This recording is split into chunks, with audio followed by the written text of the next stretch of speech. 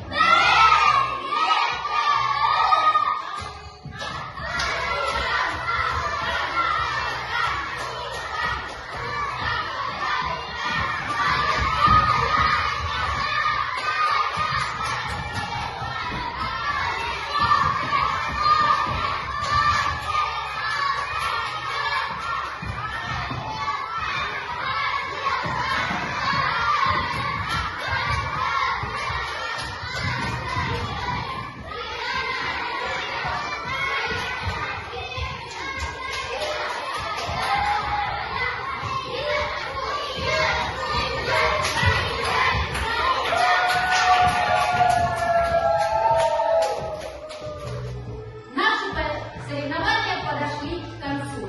Сегодня проигравших нет, есть только лучшие и везучие, и мы достойны все наград.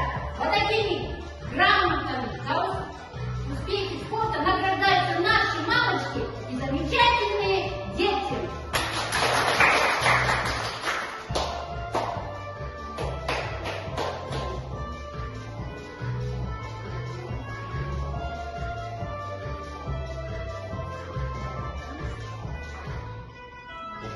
Праздник веселый удался на славу. Я думаю, всем он пришелся по нраву. Прощайте, прощайте!